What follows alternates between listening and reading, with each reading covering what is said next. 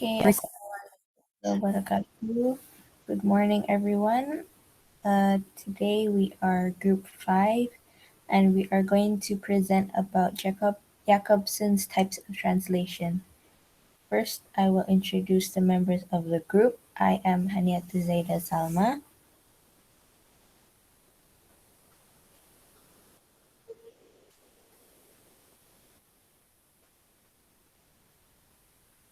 Is Sue here?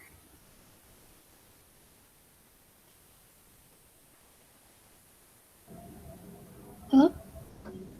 Yes, we can hear your voice. Can you please introduce yourself? Say your name. Yeah, hello everyone. My name is Sue, and today I'm going to present our presentation. Well, Okay. And our fourth member is Richard Gautama. Let's get to arrive. First, I will talk about Roman Jakobson. Roman Jakobson, born October 11th, 1896, died July 18th, 1982, was a Russian-born American linguist and Slavic language scholar. He was a pioneer of structural linguistics, and he is most known for developing revolutionary new techniques for the analysis of linguistic sound systems and founding the modern discipline of phonology. Other famous works include his model on the functions of language and classifications of the three types of translation.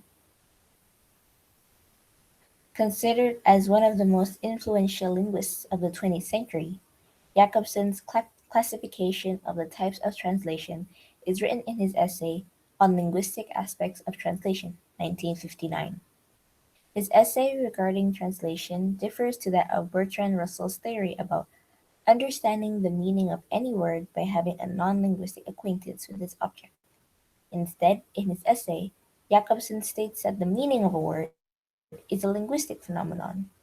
Using the approach of semiotics, he deduces that meaning lies with the signifier and not in the signified.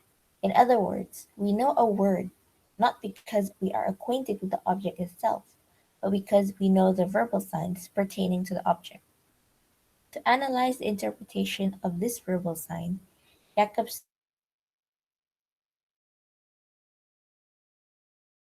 methods. And his types of translation can be seen below. We have intralingual, interlingual, and intersemiotic. Uh, the first section, intralingual, will be explained by Sue. No, I think I'll start first. interlingual translation is a translation of verbal signs by means of other signs in the same language. Interlingual translation can be done through the use of synonym or circumlocution, such as the word big is synonymous with the word large. Not mentioned as a complete equivalence. It is it is rewarding. Oh yeah. Sorry. Intralingual translation is rewarding or putting meaning in different words in the same language. Also, paraphrasing, summarizing, commenting, elaborating within the same language. So, for example, the first sentence is describe about this picture, and the second sentence or the translation is explain about this image. The word describe and picture into we translate the word describe and picture into the same language as explain and image. Also, synonyms are used for the translation. It's not always a complete equivalence. Synonymy is not a complete equivalence in interlingual translation. And because we translate from one language to the same language, so we consider that interlingual translation is not a translation activity. Next slide, please.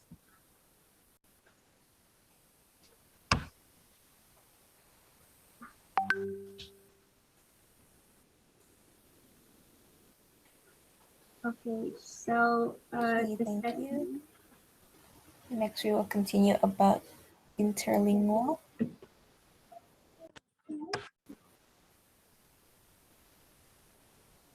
Sama, you can continue this slide and I'll read the next slide.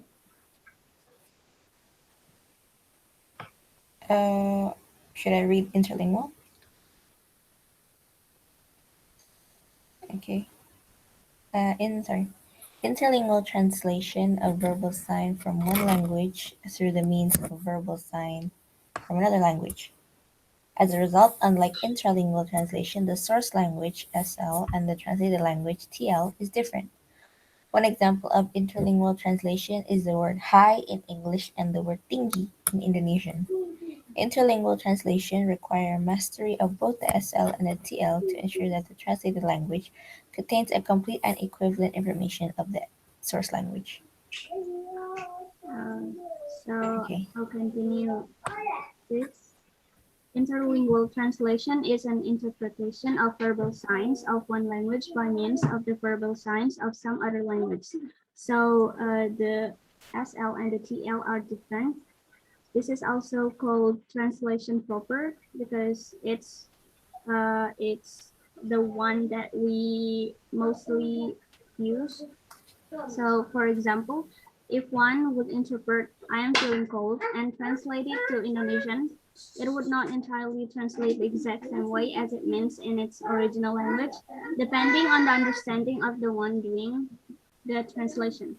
So, a translator may say "aku kedinginan," which omits the word feeling as it is not as necessary to convey the meaning of what is being said in English to Indonesian.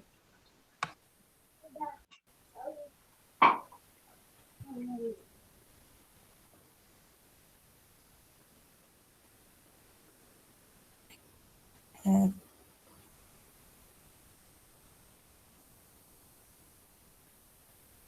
So then lies one of the problems Jakobson had pointed out in the article, which is the examination of two languages' mutual translativity. It is important indeed that a person who is attempting to translate from one language to another should have the same level of mastery for both languages.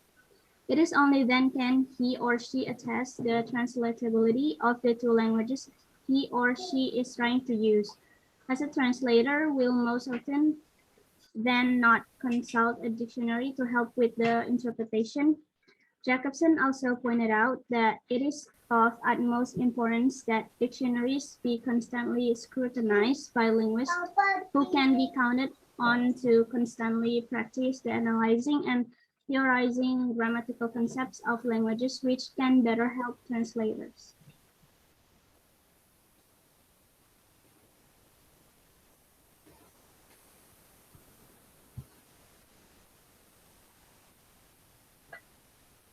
So another problem in interlingual translation cited by Jakobson in the article, which this writer thinks is one of the most problematic situations in translation, is the existence of a certain category in one language and its non-existence in another.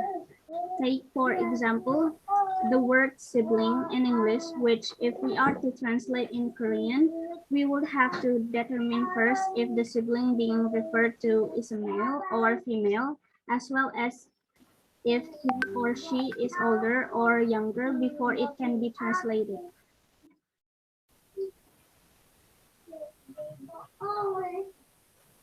Jakobson also mentioned the problem of deficiency in trying to translate a language which has a certain grammatical category to a language which is devoid of such a category. For example, we translate the plural form of banana, which is bananas, to Bahasa Indonesia, become pisang-pisang. So, albeit the structure of the word from the English language has changed due to the translation process, Jakobson is right when he mentioned that no lack of grammatical device in the language translated into makes impossible a literal translation of the entire conceptual information contained in the original. as we are able to translate the word bananas into Indonesian without losing the information of the original word.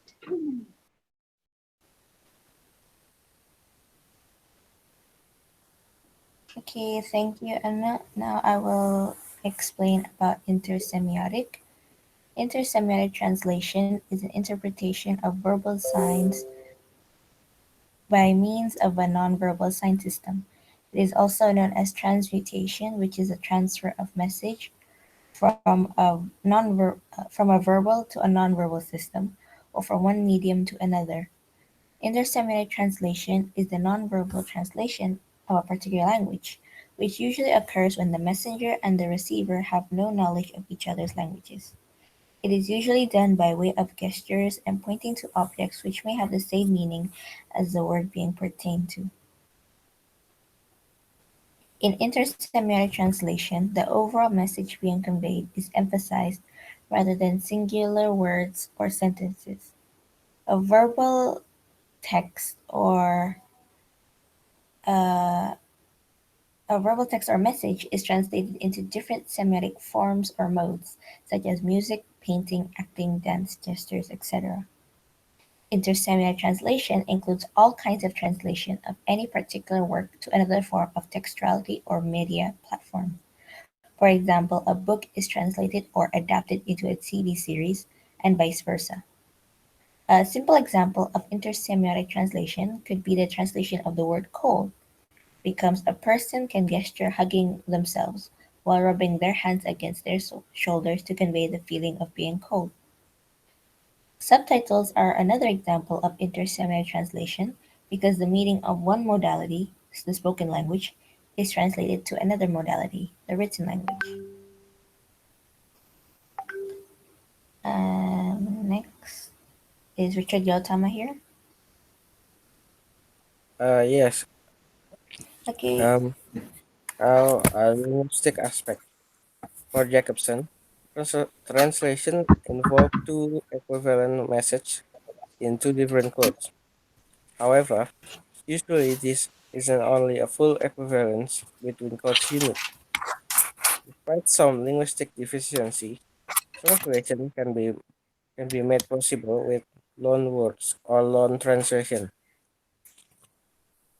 Neologism or semantic shift or circumlocution. Loanwords can be defined as a word-for-word translation from one language into another. An example of this is that most of the technical terminology in the sport fencing comes from France.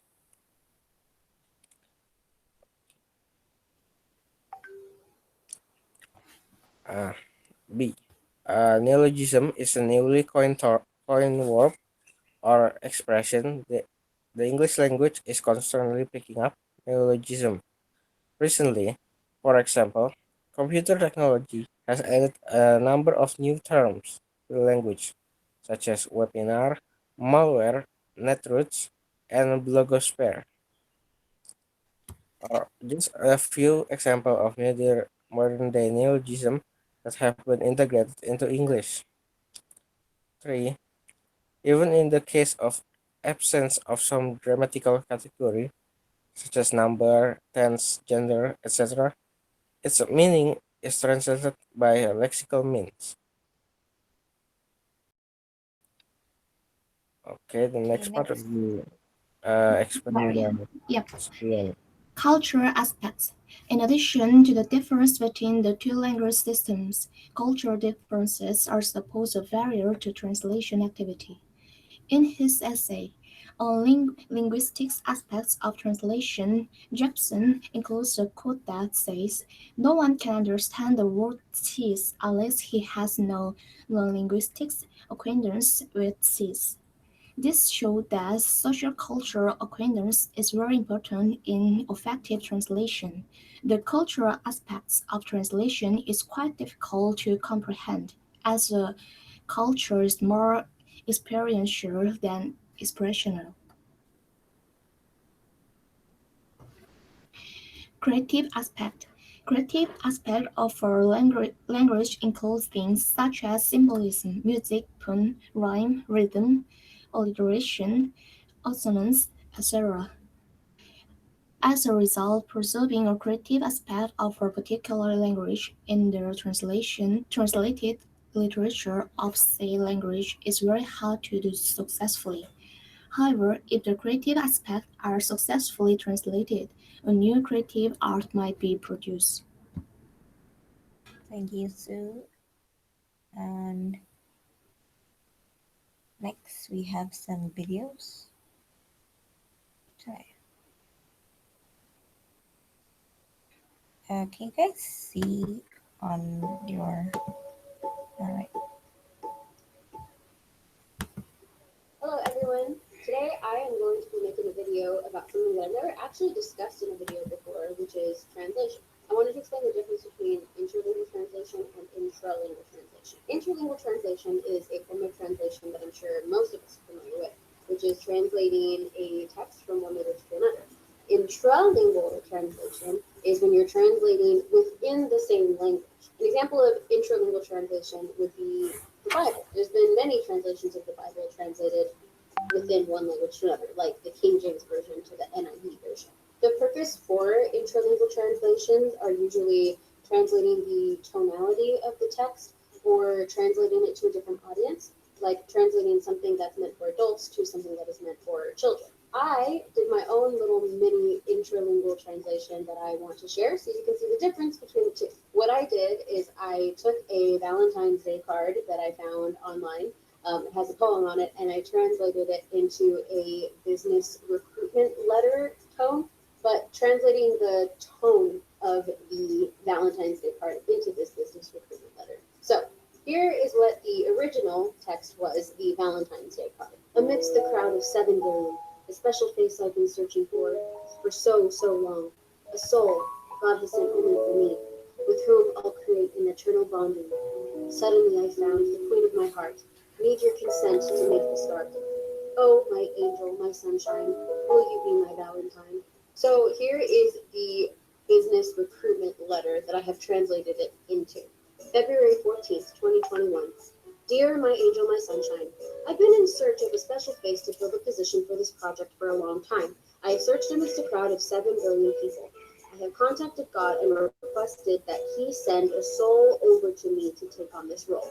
Suddenly, I believe that I have found the queen of my heart, and my responsibility for this project will be to create an eternal bonding with you. Should you choose to accept this, I will need your consent before we can begin. Would you like to join my team and take on the position of being my Valentine? I eagerly await your response. Warm regards, me. So I hope you have enjoyed this short video explaining the difference between interlingual and intralingual translation. Thank you all for watching, and I will see you next time. Okay.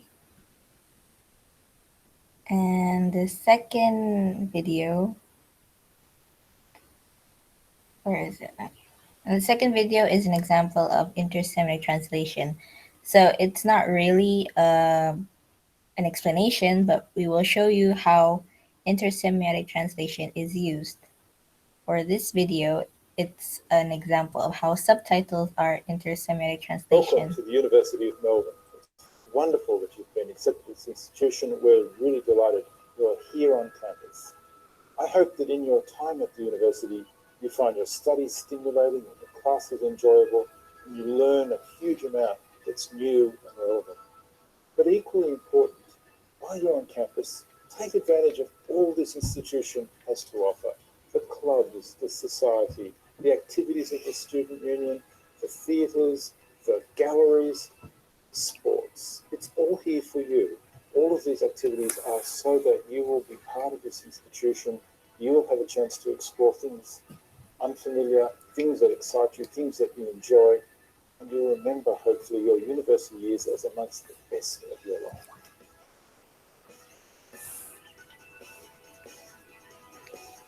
Welcome. G'day. Hi, how you going? Bienvenue. Jakobson. Welcome. Ciao. Selamat datang. Welcome. Welcome. Welcome. Welcome. Hey, welcome to the university. Welcome. Welcome. Welcome. Welcome. Wanna dance? Join our club. 欢迎. Welcome. Welcome. So see you around campus and have a great time here at the University of Melbourne. From this example, we've shown you that intersemic translation is the subtitle part where the spoken language in the video is translated into a written form.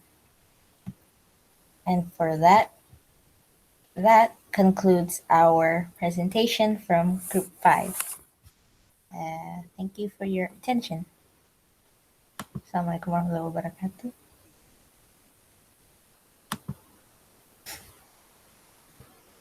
Is there any questions from other groups?